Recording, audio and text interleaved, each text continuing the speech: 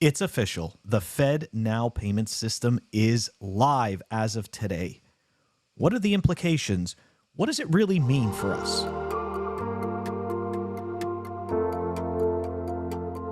Welcome back, everyone.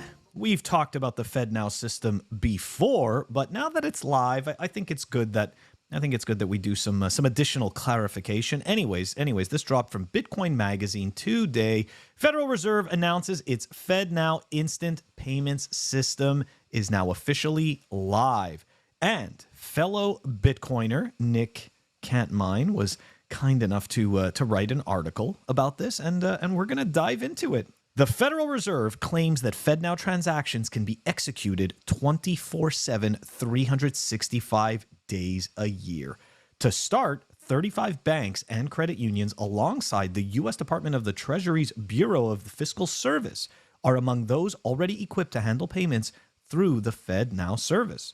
Furthermore, a lineup of 16 service providers are poised to offer payment processing support for banks and credit unions. The Federal Reserve built the FedNow service to help make everyday payments over the coming years faster and more convenient.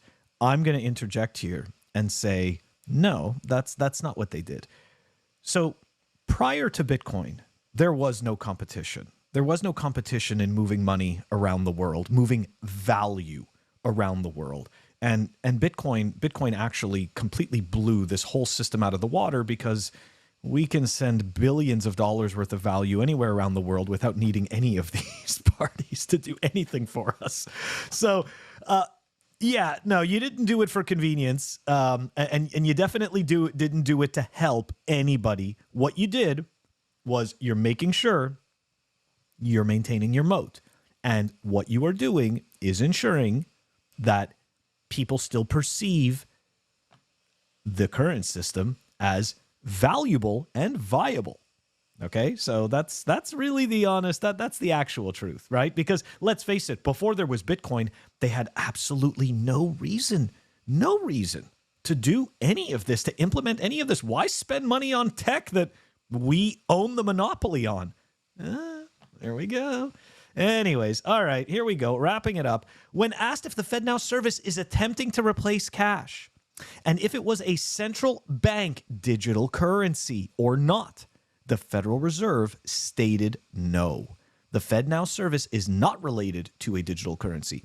The FedNow service is a payment service the Federal Reserve is making available for banks and credit unions to transfer funds for their customers. Now, okay, we've had many discussions as to what a CBDC would look like.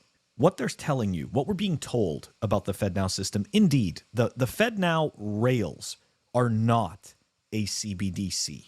Okay, there is no quote-unquote FedNow token. And as I've shown in a previous video, which I will link at the end of this video because I did much more extensive research about the FedNow system and the ISO 20022 standard, which the XRP people constantly think is going to make their shitcoin valuable. So you see, the government, right, or I should say the Federal Reserve implemented the FedNow system using the ISO 20022 standard. But you'll notice that they're not using the XRP token. They don't need it. What they had to do was build the network to that standard. But the shitcoin is completely useless. So that's just funny. I'm sorry, XRP people. You're just wrecked. Yeah, and you should have just stuck with Bitcoin. But it's okay. It's okay. You're full of hopium. You think this is going to work. You want to hang on to those bags. Hey, listen, I didn't learn until I got wrecked. So I'm not going to expect anything different for you guys. But anyways, going back to this whole FedNow system, indeed, its current iteration is not a CBDC, right? Like it just isn't. But I do believe that it helps solidify the rails for a coming CBDC.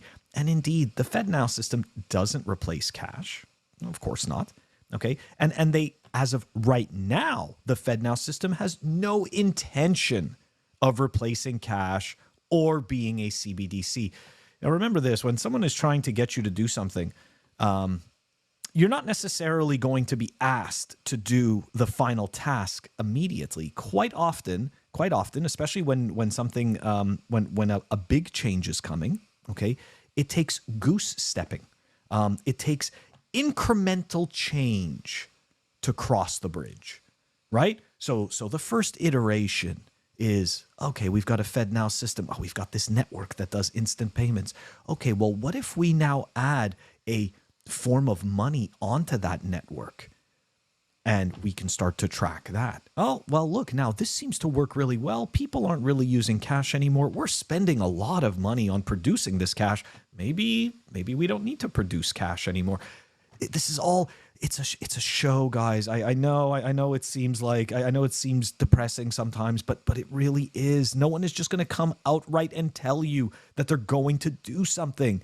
You're going to be, especially when it comes to the government, we're going to be slowly pushed to that type of a solution. Anyways, I'm not fear-mongering about a CBDC. I know it seems like it. I'm just trying to explain the way that I see these types of situations playing out. Now, necessity is the mother of all invention, and we can thank the entity that is Satoshi Nakamoto for creating and releasing Bitcoin into the wild. So as much as these puppeteers of finance think that they rule the world and they've got this clutch and they can stop everything, you know what? We have Bitcoin. The FedNow system, I do think, believe it or not, I do think it is an innovation in banking. It's an innovation that we probably should have had years ago without Bitcoin. But the thing is that the banks, these institutions, they never had an incentive to do it. Why? They had no competition. So believe it or not, this FedNow system, really what it is it's putting up a flag, letting everybody know that Bitcoin is winning. That's my take. Anyways, guys, I hope you liked the clip. Don't forget to like and subscribe. We create Bitcoin-only content, and we give a pleb perspective on the quote-unquote crypto space from a Bitcoiner point of view. Anyways, guys, catch you all next week.